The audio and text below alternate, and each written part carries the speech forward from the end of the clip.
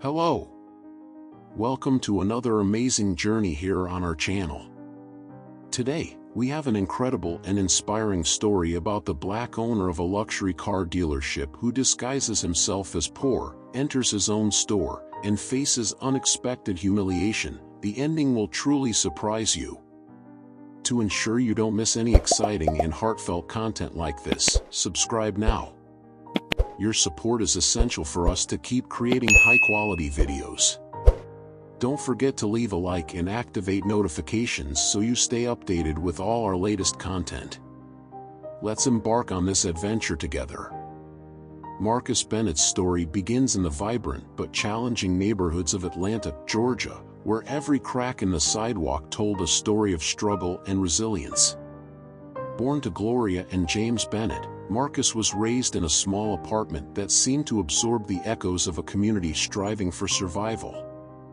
Gloria, a waitress in a bustling diner, often returned home with aching feet and a tired smile, while James, a handyman, balanced multiple jobs to provide for his family. Their sacrifices shaped Marcus's understanding of hard work, yet it was clear that life wasn't handing out equal opportunities. School was a place of quiet determination for Marcus, but it wasn't easy. As one of the few black students in his predominantly white school, he felt the weight of being different. He kept his head down, excelling academically, but the whispers and stares made him keenly aware of the stereotypes others held. On weekends, he accompanied his father on odd jobs, carrying tools and observing how James fixed broken sinks, patched drywall, and mended fences. It was during one of these trips that Marcus stumbled upon his first love, cars. The sight of an old sedan parked in a driveway, its engine gutted and exposed, sparked something in him. While other kids dreamed of sports or video games, Marcus imagined sleek luxury cars gliding down highways, their engines humming like a symphony. His fascination deepened when James surprised him with a trip to a local auto show. Surrounded by polished chrome and roaring engines, Marcus felt a sense of belonging he hadn't experienced before. Someday, he muttered to himself, tracing the curves of a sports car with his fingers, "I'll own something like this. No, better. I'll sell them." That dream was bold for a kid from his background, where every dollar was stretched thin and ambition often collided with systemic barriers. Yet Marcus clung to it like a lifeline. In high school, Marcus worked tirelessly, juggling part-time jobs to help his family while saving for college. He delivered newspapers at dawn, bagged groceries in the afternoon, and washed cars on weekends, each dollar he earned bringing him closer to his goal. His diligence didn't go unnoticed. Teachers described him as quiet but fiercely driven. Despite the racism and economic struggles that surrounded him, Marcus refused to let bitterness consume him. Instead, he channeled his frustrations into action, enrolling in a community college's business administration program after graduating. Balancing coursework with multiple jobs, Marcus worked as a janitor during the evenings and a delivery driver on weekends, often surviving on little sleep. His passion for cars reignited when he landed a part-time position at a local mechanic's garage. Though his duties involved cleaning tools and running errands, Marcus immersed himself in the trade, absorbing knowledge about engines, customer service, and negotiation. The garage became his classroom, a place where his ambitions began taking shape. Marcus's trajectory changed the day he met David Carter, a charismatic entrepreneur and loyal customer at the garage. David was the epitome of success, with an air of confidence and a collection of high-end cars that captured everyone's attention. Intrigued by Marcus's enthusiasm for cars, David struck up a conversation that would alter Marcus's life forever. "You've got ambition, kid," David said one afternoon, handing Marcus a business card. "Call me when you're ready to work for what you want." That card stayed tucked in Marcus's wallet for weeks, a constant reminder of what could be. Finally, Marcus mustered the courage to call, and that decision opened the door to an internship at a downtown dealership. The dealership was a world away from the mechanic's garage, with its pristine showroom and clientele who discussed deals over lattes. Marcus started at the bottom, shadowing salespeople and observing every aspect of the business. He paid close attention to how successful sales were made, noting the balance between confidence and attentiveness required to close deals. What others saw as routine, Marcus treated as an education. Within months, Marcus's potential became evident. His genuine approach to customers, coupled with his determination to learn, earned him a promotion to salesman. From there, he quickly climbed the ranks, becoming one of the dealership's most reliable employees. While others were content with their paychecks, Marcus reinvested in himself, enrolling in marketing and finance courses to expand his skill set. The combination of experience and education positioned Marcus to take the leap of a lifetime.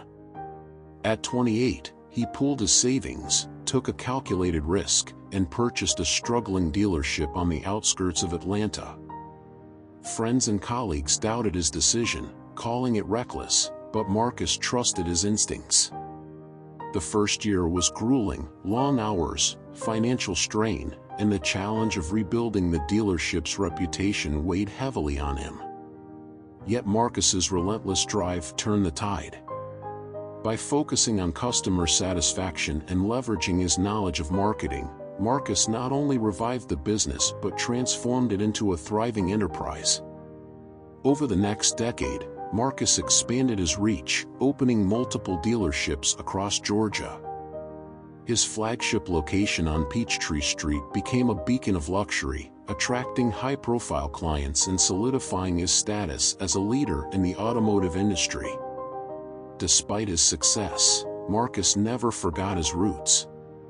He donated to local schools, mentored young entrepreneurs, and sponsored community events, ensuring his success uplifted others.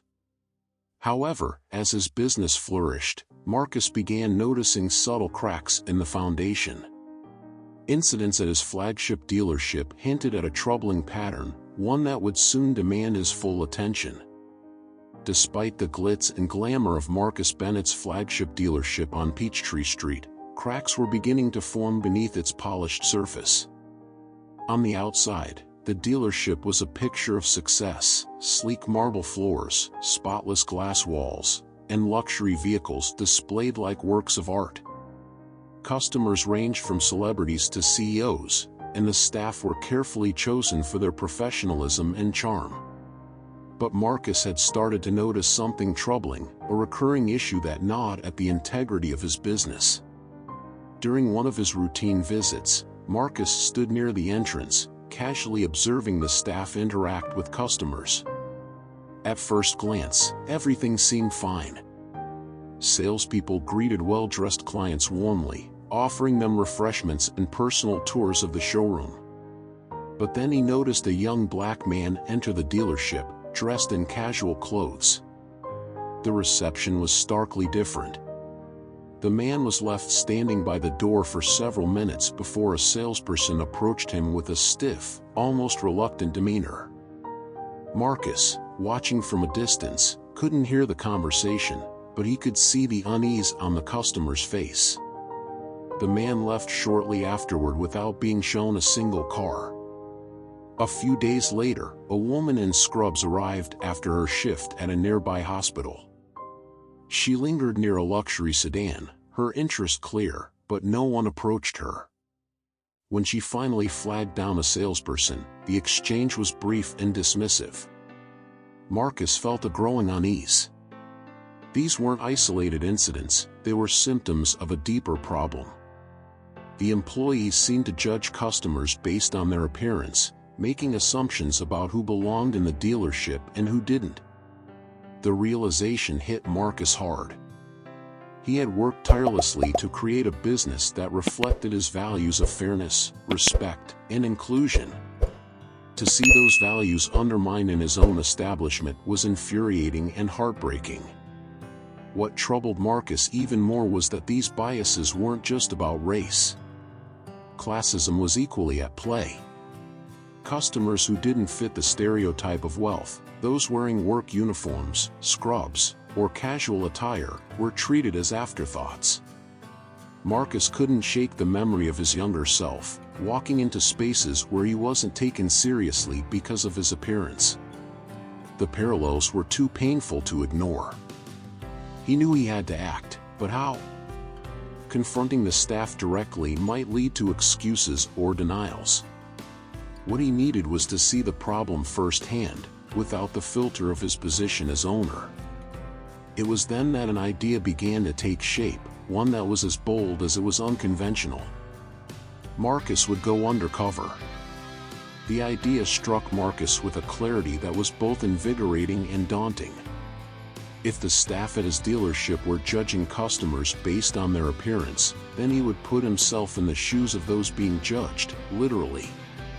The plan seemed extreme, but Marcus knew it was the only way to get an unfiltered view of what was happening in his business. The next morning, Marcus called Jason Harper, an old friend and a skilled Hollywood makeup artist. Jason had a knack for creating realistic disguises, from aging actors for period dramas to transforming stunt doubles into convincing stand-ins. When Marcus explained his idea, Jason's initial reaction was disbelief. "You're serious?" Jason asked, leaning back in his chair with a skeptical smile. "You want me to make you look like a homeless guy? To test your own staff?" Marcus nodded, his expression resolute.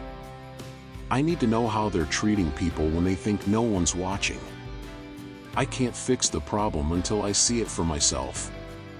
Jason considered the request, then shrugged. "All right. But if we're doing this, we're doing it right." 2 days later, Marcus arrived at Jason's studio, where the transformation began. His tailored suit was replaced with an oversized jacket riddled with holes. His polished shoes were swapped for scuffed sneakers, and his usually immaculate beard was scruffed up with patches of fake dirt. Jason applied dark circles under his eyes, added a faint bruise to one cheek, and tousled his hair into a disheveled mess. When Marcus finally looked in the mirror, he barely recognized himself. The confident entrepreneur was gone, replaced by someone who looked like they had been through a rough patch of life. "Perfect," Marcus said, his voice steady but tinged with unease. The next morning, Marcus put the plan into motion. Instead of driving his luxury sedan, he took public transportation to the dealership. The bus ride was an eye-opening experience. People avoided sitting near him, their eyes darting away when he looked in their direction. By the time he reached Peachtree Street, Marcus had already felt the sting of judgment multiple times. Taking a deep breath, he stepped into his dealership. The reaction was immediate. The receptionist glanced up, her expression shifting from neutral to dismissive as she quickly returned to her work. Marcus wandered into the showroom, pausing by a luxury SUV, but no one approached him. It wasn't until Ethan, a young salesman, noticed him that he was finally acknowledged, if the interaction could be called that. "Can I help you?" Ethan asked, his tone dripping with skepticism. "Yes," Marcus replied, keeping his voice steady. "I'm interested in buying a car." Ethan smirked, his eyes scanning Marcus from head to toe. "Sure you are," he said with a chuckle. "These aren't cheap, you know." Marcus clenched his jaw but kept his composure. "I'd like to speak to the manager," he said firmly. Ethan hesitated, then walked away, muttering something under his breath. When Tyler, the manager, finally appeared, his reaction was no better. Tyler crossed his arms, his posture radiating impatience. "Is there a problem here?" he asked, his eyes narrowing at Marcus. "No problem," Marcus said. "I'm here to look at your inventory."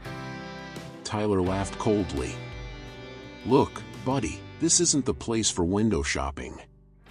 Maybe try somewhere else." Marcus stared at Tyler, letting the man's words hang in the air. Without another word, he turned and walked out of the dealership, his heart heavy but his resolve stronger than ever.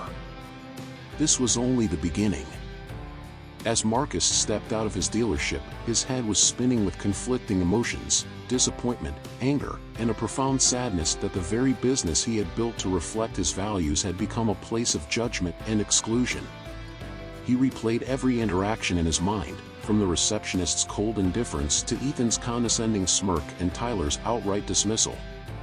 The sting of their treatment felt personal, not just because he was their boss, but because it mirrored the biases he had fought against his entire life.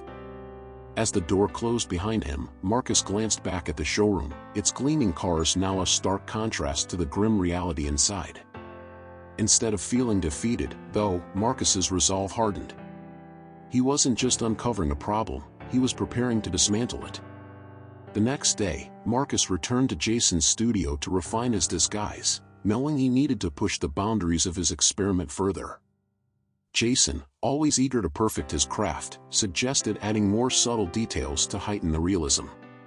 Marcus's jacket was smeared with grease stains, his sneakers scuffed even further, and his beard was darkened with streaks of gray. Jason even applied small cuts and blemishes to Marcus's face, creating the impression of someone who had been through significant hardship. When Marcus looked in the mirror this time, he felt a pang of discomfort. The man staring back at him didn't just look different, he felt different. His usual air of confidence was replaced by an unfamiliar vulnerability. "This is it," Jason said, patting Marcus on the shoulder. "You're ready."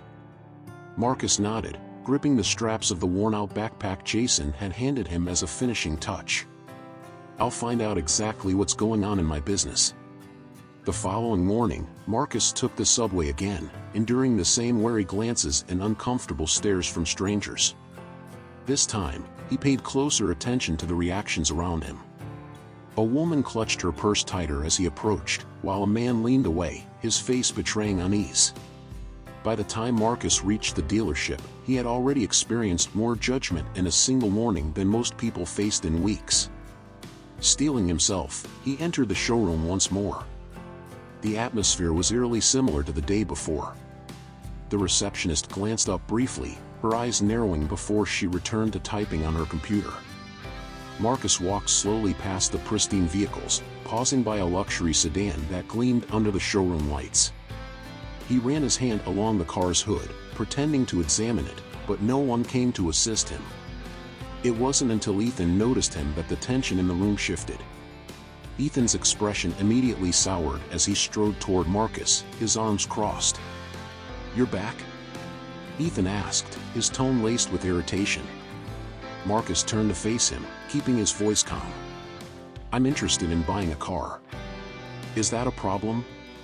Ethan chuckled, shaking his head.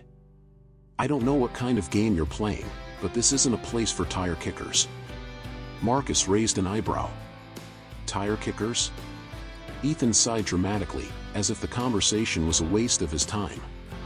People who aren't serious about buying but waste everyone else's time. "Look around. Do you really think this is the right dealership for you?" Before Marcus could respond, Ethan gestured toward the manager's office. "Why don't I get Tyler for you? He'll clear this up real quick." As Ethan disappeared into the back, Marcus felt the weight of the stares from other employees. They whispered to one another, their eyes darting toward him before quickly looking away. A knot formed in Marcus's stomach, but he stood his ground. When Tyler emerged, his demeanor was every bit as dismissive as the day before. "What's going on here?" Tyler asked, his voice sharp and impatient. Marcus repeated his request to view the inventory, but Tyler's expression grew colder with each word. "Look," Tyler said, crossing his arms. "This isn't a used car lot. You're wasting my time and everyone else's. Unless you're here to buy, I suggest you leave." Marcus clenched his fists, anger bubbling beneath the surface, but he forced himself to stay composed. "And how do you know I'm not here to buy?" Tyler scoffed, gesturing toward Marcus's appearance. "Let's be real. You don't belong here. Now, either leave, or I'll call security." For a moment, Marcus considered revealing his identity then and there, but he stopped himself. This was about more than his own experience, it was about exposing a deeper issue. Without another word, Marcus turned and walked out of the dealership, his heart heavy but his determination stronger than ever. The humiliation he felt wasn't just personal, it was a reflection of the systemic biases he had worked so hard to overcome. As he walked away, Marcus vowed that this was only the beginning of the changes he would bring to his business. The dealership was unusually quiet on Monday morning, the air heavy with anticipation as employees prepared for the all-staff meeting called by Marcus Bennett himself. These meetings were rare, and when they happened, they usually signaled something major. Whispers filled the showroom as staff speculated about the purpose of the meeting. Some assumed it was about a new business venture, others worried it might be about layoffs. Tyler, the manager, sat at the head of the conference table, tapping his pen nervously against the polished wood surface. Ethan leaned against the wall, scrolling through his phone with a casual indifference that barely masked his unease. Karen, the receptionist, busied herself with straightening papers, avoiding eye contact with anyone around her. When Marcus entered the room, the chatter ceased instantly. Dressed in his signature tailored suit, his presence exuded authority. He walked to the front of the room, his gaze sweeping over the assembled staff. The silence was palpable, the tension almost visible in the air. "Good morning," Marcus began, his voice calm but firm. "I've called this meeting because something has come to my attention, something that cannot be ignored." The employees exchanged nervous glances, their unease growing. Marcus paused, letting the weight of his words sink in before continuing. "Last week, a man walked into this dealership looking to buy a car. He wasn't greeted with kindness. He wasn't treated with respect. Instead, he was judged, dismissed, and humiliated. Do any of you know who I'm talking about?" Tyler's pen froze mid-tap, and Ethan shifted uncomfortably against the wall. Karen kept her eyes fixed on the papers in front of her. No one spoke. Marcus took a step closer to the table, his tone intensifying. "That man was me." Gasps rippled through the room as the staff collectively processed his words. Ethan's face turned pale, and Tyler's expression hardened, though his eyes betrayed his shock. Karen looked up, her mouth slightly agape. "I disguised myself," Marcus continued, his gaze piercing as it moved from one employee to the next. "I came here dressed as someone who didn't fit the image of your typical customer. And what I experienced was unacceptable. I was ignored, ridiculed, and told I didn't belong. Not by strangers, but by my own staff." The room fell into a stunned silence. Tyler, regaining his composure, cleared his throat. "Mr. Bennett, there must be some misunderstanding," Marcus cut him off with a sharp gesture. "There's no misunderstanding, Tyler. I saw everything with my own eyes. I heard everything with my own ears. The way I was treated goes against everything this business stands for." Turning his attention to Ethan, Marcus's voice grew colder. "Ethan, you dismissed me before I could even speak. You made assumptions based solely on how I looked. Is that how you treat every customer who doesn't fit your idea of wealth?" Ethan opened his mouth to respond, but no words came out. "Karen," Marcus continued, his gaze shifting to the receptionist, "you didn't even acknowledge me. How many other potential customers have you ignored because they didn't fit the mold?" Karen's face turned red as she stammered. "I didn't mean enough," Marcus said, his tone final. He turned to Tyler, his expression hard. "As the manager, you were responsible for ensuring this dealership operated with integrity and respect. You failed. Tyler, you're fired, effective immediately." Tyler's jaw dropped, his face a mix of shock and anger. "Mr. Bennett, please, this isn't up for debate," Marcus interrupted. "You've shown you're not fit to lead this team." He then turned back to Ethan and Karen. "Ethan, Karen, your behavior was equally unacceptable. You're both dismissed as well. This dealership cannot afford to keep people who don't uphold its values." The room was silent as the weight of Marcus's words settled over the staff. Some looked stunned, others looked relieved. Marcus straightened his posture, addressing the remaining employees. "Let this be a lesson," he said, his voice steady but firm. "This dealership will no longer tolerate prejudice in any form. Moving forward, we will be implementing mandatory training on diversity, inclusion, and customer service. If anyone has an issue with that, you're welcome to leave." As the staff slowly filed out of the room, Marcus stayed behind, staring out the window at the bustling streets of Atlanta. He knew the road ahead would be challenging, but he was ready. This was just the beginning of the transformation he intended to lead. The meeting had barely concluded when the ripples of Marcus's bold confrontation began to spread beyond the walls of his dealership. Word of his undercover operation, and the decisive actions he took as a result, started to leak out. At first, it was whispers among employees and their friends, a story too shocking not to share. But soon, the whispers reached someone at a local Atlanta news outlet, and within days, the headline was plastered across social media: "Luxury car dealer goes undercover, exposes bias in his own business." The story exploded, quickly going viral. Marcus's actions struck a nerve, tapping into a larger societal conversation about unconscious bias, racism, and classism in professional settings. Twitter and Instagram were ablaze with discussions, and hashtags like #MarcusBennettChallenge and #ExposeTheBias began trending. Marcus, however, was initially hesitant to speak publicly. He hadn't gone undercover to seek attention or accolades. His goal had always been to address a problem within his business. But as the media frenzy grew, he realized the potential to turn his personal experience into a catalyst for broader change. After careful consideration, Marcus agreed to an exclusive interview with Andrea Monroe, one of the most respected journalists in the country. The interview was set to air on a major network, promising to amplify his message far beyond Atlanta. The day of the interview, Marcus sat in a sleek studio, the bright lights reflecting off his neatly tailored suit. Across from him, Andrea Monroe, known for her incisive but empathetic style, adjusted her notes. The cameras began rolling, and Andrea started with a question that set the tone for the conversation. "Mr. Bennett, your story has captured the attention of millions. Why did you decide to go undercover in your own business?"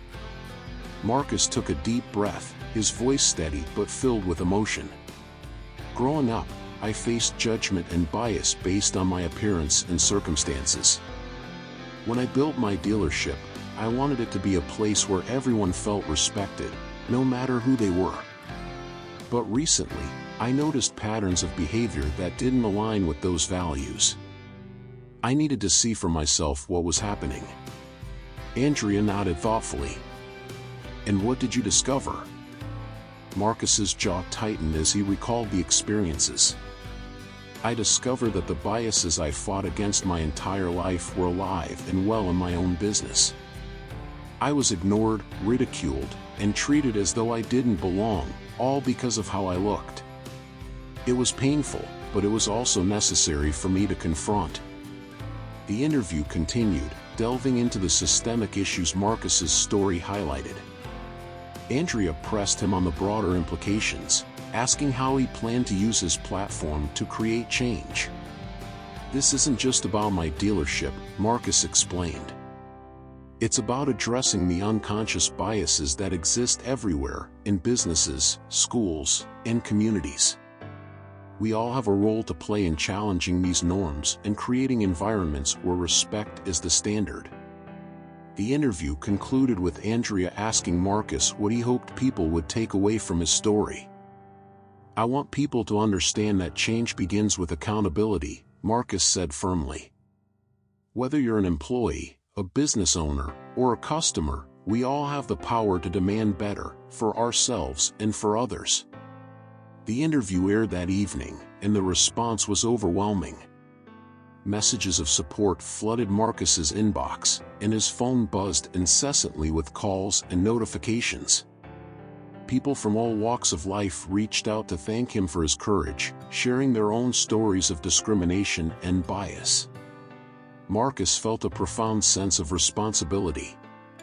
His story had struck a chord, but now he needed to ensure that the momentum translated into action. As the public conversation around Marcus's story intensified, he realized that simply changing the culture within his dealership wasn't enough. The issue of bias and discrimination was far too pervasive to be addressed by one business alone. Marcus began sketching out the framework for a new initiative, one that would extend his efforts far beyond the automotive industry. Thus, the Marcus Bennett Foundation was born. The foundation had two core missions: to combat systemic bias in workplaces through education and to empower marginalized communities by creating opportunities for advancement. Marcus envisioned workshops, seminars, and training programs designed to help businesses identify and address unconscious bias. He also wanted to fund scholarships and mentorship programs for young people from underprivileged backgrounds. The announcement of the foundation's launch was made during a press conference at a community center in Atlanta. Standing before a crowd of reporters, community leaders, and supporters, Marcus outlined his vision with characteristic passion. The Marcus Bennett Foundation is about more than addressing individual acts of bias, he said, his voice echoing through the room. It's about challenging the systems that allow these behaviors to persist and equipping people with the tools to create meaningful change. The response was immediate and enthusiastic. Donations began pouring in, and businesses across the country reached out to collaborate on training initiatives. Marcus wasted no time putting the foundation's plans into action. One of its first projects was a corporate training program focused on unconscious bias and diversity in the workplace. Marcus partnered with experts to design interactive workshops that encouraged participants to confront their assumptions and adopt more inclusive practices. Early participants included not only automotive companies but also firms in finance, tech, and healthcare. The feedback was overwhelmingly positive, with many attendees describing the experience as eye-opening. Meanwhile, the foundation launched a scholarship program aimed at supporting underprivileged youth who aspired to careers in business, technology, and engineering. Marcus personally reviewed many of the applications, often moved by the resilience and determination reflected in the essays. For Marcus, the work was deeply personal. Every scholarship awarded and every workshop completed felt like a step toward fulfilling the promise he had made to himself as a young man, to create opportunities for others where none had existed for him. As the foundation gained momentum, Marcus reflected on how far he had come. From a kid in Atlanta dreaming of luxury cars to a business leader using his platform to drive social change, his journey had been anything but ordinary. Yet, he knew there was still much work to be done. For Marcus, the foundation wasn't just a response to what had happened in his dealership, it was a commitment to ensuring that no one else would have to endure the kind of judgment and bias he had experienced. It was his way of turning pain into purpose, and he was determined to see it succeed. The media frenzy surrounding Marcus Bennett's story brought a whirlwind of attention to his dealership and foundation, but the real impact reverberated most strongly among the people directly involved in the incident. Tyler, Ethan, and Karen, the employees Marcus had dismissed during the staff meeting, each faced their own reckonings. For Tyler, the former manager, the aftermath was brutal.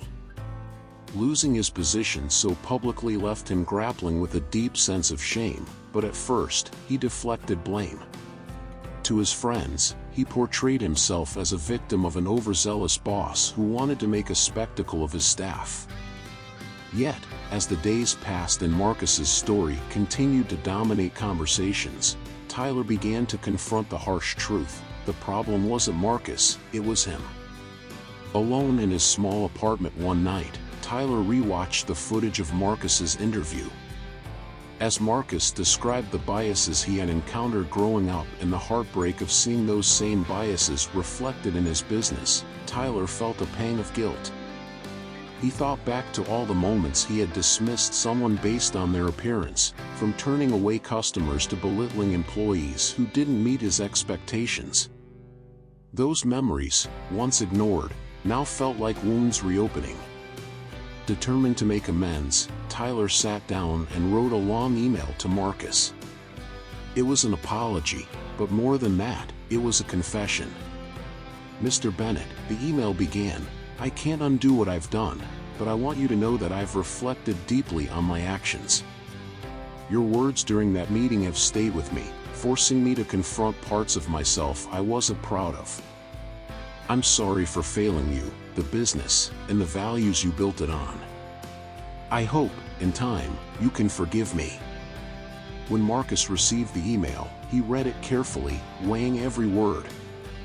He wasn't sure what to expect from Tyler, but the sincerity in his tone was undeniable. While forgiveness wouldn't come easily, Marcus believed in redemption and growth. He replied with encouragement, thanking Tyler for his honesty and urging him to continue his journey of self-reflection and change. Ethan, on the other hand, initially reacted with anger. Being fired felt like an injustice to him, and he vented to anyone who would listen. However, as the story gained national attention, Ethan couldn't escape the reality of his actions. Seeing himself described in news articles and social media discussions as an example of bias hit hard. Late one night, he found himself scrolling through comments on an article about Marcus's undercover experience. Many of the stories shared by readers mirrored the prejudices Ethan had perpetuated. It was a sobering moment. In the weeks that followed, Ethan began seeking ways to educate himself. He attended free workshops on unconscious bias hosted by local community organizations and read books on systemic discrimination. These sessions forced him to confront uncomfortable truths about his upbringing and assumptions. For the first time, Ethan saw himself not as a victim but as someone who had contributed to a larger problem. Meanwhile, Karen struggled with guilt and embarrassment. Being called out during the meeting had been a humiliating experience, but what stayed with her most was the shame of realizing she had ignored her own instincts. Karen had always prided herself on being fair and kind, but in that moment, she had chosen to follow the example set by her peers rather than standing up for what was right. When Karen received an invitation from the Marcus Bennett Foundation to attend one of its first workshops on bias and inclusion, she hesitated. Part of her wanted to avoid reopening the wound, but another part of her knew this was an opportunity to learn and grow. At the workshop, Karen heard stories from people who had faced discrimination in their everyday lives. Listening to their experiences was a turning point for her. By the end of the session, Karen approached the facilitator with tears in her eyes, admitting her mistakes and expressing her desire to do better. For Marcus, watching these moments of redemption unfold was bittersweet. He hadn't set out to humiliate anyone, his goal had always been to inspire change. Hearing about Tyler's email, Ethan's education efforts, and Karen's transformation reassured him that his actions, while painful for some, had planted seeds of growth. But the most profound moment came when Marcus received a letter from Jasmine, a young woman who had once been turned away from his dealership. Jasmine recounted how her experience at the dealership had crushed her confidence, making her feel invisible. "When I saw your story, it gave me hope," she wrote. "You didn't just stand up for yourself, you stood up for people like me. Thank you for showing the world that everyone deserves respect." Marcus read her words with a heavy heart, but also with a renewed sense of purpose. Stories like Jasmine's reminded him why he had taken such a bold step. The road to change was long, but every small victory made it worth the journey. Amid the national spotlight and the successes of the Marcus Bennett Foundation, Marcus felt a pull towards something more personal, giving back to the community that had shaped him. He often thought of his childhood in Atlanta, where dreams felt distant and opportunities were scarce. Now, with the resources and platform he had built, Marcus saw an opportunity to create lasting change where it was needed most. One of his first major projects was the transformation of an abandoned warehouse near the neighborhood where he had grown up. The building, once a decaying reminder of neglect, would become a beacon of hope, the Bennett Hub, a multi-purpose community center designed to empower individuals through education, mentorship, and resources. Marcus personally oversaw every detail of the project, from selecting local contractors to designing programs that would address the community's specific needs. The hub offered job training workshops, financial literacy courses, and mentorship programs for young people. For Marcus, it was about more than providing services, it was about restoring a sense of pride and possibility to the area. The hub's grand opening drew a crowd of hundreds, including community leaders, local families, and members of the media. Standing on a stage in front of the newly renovated building, Marcus spoke with the same conviction that had carried him through his journey. "This building used to be a symbol of what was lost," he said, his voice resonating through the crowd. "Today, it's a symbol of what we can achieve when we invest in our communities and each other." The applause that followed was thunderous, but for Marcus, the real reward came in the weeks that followed as the Bennett Hub came to life. One of the most successful programs at the Hub was a mentorship initiative that paired local teenagers with professionals from various industries. Marcus himself took on a group of aspiring entrepreneurs, sharing his story and guiding them through the basics of starting and running a business. "The only thing standing between you and your dreams," he told them during one session, "is your willingness to work for them. But remember, no one does it alone. Don't be afraid to ask for help, and when you succeed, make sure you help others." Another cornerstone of the Bennett Hub was its focus on supporting the homeless population in the area. Marcus partnered with local nonprofits to provide meals, clothing, and medical services on site. He also launched an employment program that offered part-time work at the Hub, helping participants gain skills and stability. For Marcus, this initiative was deeply personal. He remembered the people who had extended kindness to him when he was struggling, and he wanted to pass that kindness forward. One day, while overseeing the construction of a playground at the Hub, Marcus was approached by a woman who had lived in his childhood neighborhood. She looked at him with tears in her eyes. "Marcus," she said softly, "you've done more than build a center. You've given us hope." Her words stayed with Marcus long after she left, a reminder of the impact one person could have when they chose to act with purpose.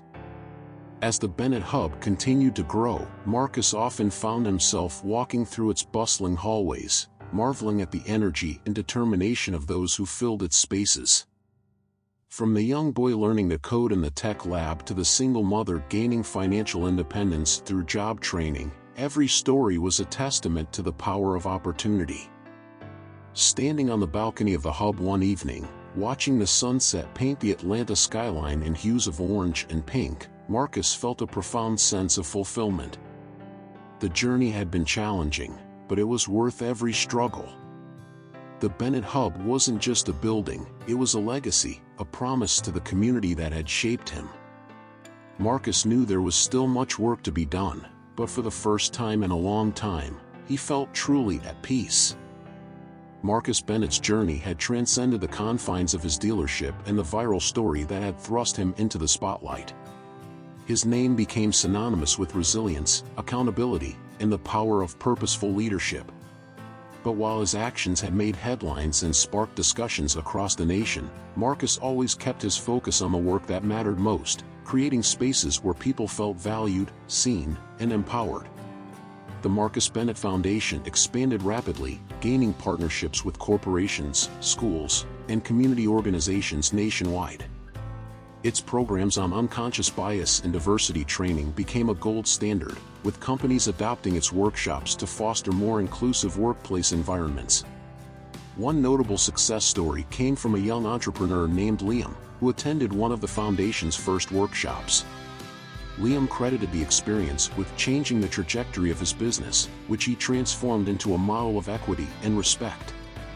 "Marcus Bennett taught me that leadership is about lifting others up," Liam said during a keynote address at a foundation gala. Marcus's work at the Bennett Hub also flourished. The center became a lifeline for thousands, offering mentorship programs, job training, and financial support to those who needed it most. On any given day, Marcus could be found walking through its halls, greeting students in coding classes, chatting with mothers learning new skills, or sitting down with teens in the mentorship program. Each interaction deepened his connection to the community and reinforced his belief in the power of collective effort. Despite the public accolades, Marcus remained deeply reflective. He often thought of his parents, Gloria and James, who had instilled in him the values of hard work and compassion. On a quiet afternoon, he visited their graves with a bouquet of sunflowers, Gloria's favorite. "I hope I've done enough," he whispered, the wind carrying his words into the stillness. Marcus's impact wasn't just measured by the programs he created or the lives he touched, it was also reflected in the cultural shift he helped inspire. Other business leaders began following his example, implementing similar initiatives and addressing systemic issues within their own organizations. Social media was flooded with stories of people challenging biases in their workplaces and communities, using Marcus's journey as inspiration. In the midst of his work, Marcus received an unexpected invitation, a request to speak at a global leadership summit in New York City. The event brought together executives, policymakers, and visionaries from around the world, all eager to hear how one man's undercover mission had sparked a movement. Standing on stage in front of a packed auditorium, Marcus began his speech by sharing the story of his humble beginnings. "I didn't grow up with wealth or privilege," he said, his voice steady. "But I grew up with a deep understanding of the value of every person. That belief guided me through my struggles and successes, and it's what drives the work I do today." The audience was captivated as Marcus recounted the pivotal moments that shaped his journey, from his decision to go undercover to the lessons he learned along the way. "Change doesn't come easy," he said, his tone growing more resolute. "It requires us to confront uncomfortable truths and take bold actions. But every step we take toward equity and inclusion makes a difference." The standing ovation that followed was a testament to the power of his message. Marcus left the stage feeling both humbled and invigorated, knowing that his story had resonated far beyond what he had imagined. Back in Atlanta, Marcus found himself reflecting on the legacy he was building. One evening, as he strolled through the Bennett Hub, he paused to watch a group of children playing on the new playground. Their laughter echoed across the courtyard, a sound that filled him with hope. He thought about the boy he once was, sketching luxury cars in a tattered notebook, dreaming of a future that felt impossibly far away. Suddenly, a little boy ran up to him, his face alight with curiosity. "Mr. Bennett, is it true you're the boss of all this?" the boy asked, pointing toward the bustling activity around them. Marcus knelt down, smiling warmly. "I helped build it," he said. "But the real bosses are people like you. This is all for you and your friends." The boy grinned before darting back to the playground, leaving Marcus to watch him disappear into the crowd. In that moment, Marcus felt the full weight of his journey, not as a burden, but as a testament to what could be achieved when resilience, vision, and compassion came together. As the sun set over the Atlanta skyline, Marcus turned toward the future with a sense of fulfillment and determination. His story wasn't just about exposing biases or building businesses, it was about creating a world where everyone had the opportunity to thrive. Thank you for following Marcus Bennett's incredible journey of resilience, reflection, and change. What did you think of Marcus's bold actions and the legacy he built? Let us know in the comments below. Don't forget to like this video and subscribe to our channel for more stories that inspire, challenge, and uplift. and be sure to hit the notification bell so you never miss an update. See you in the next video.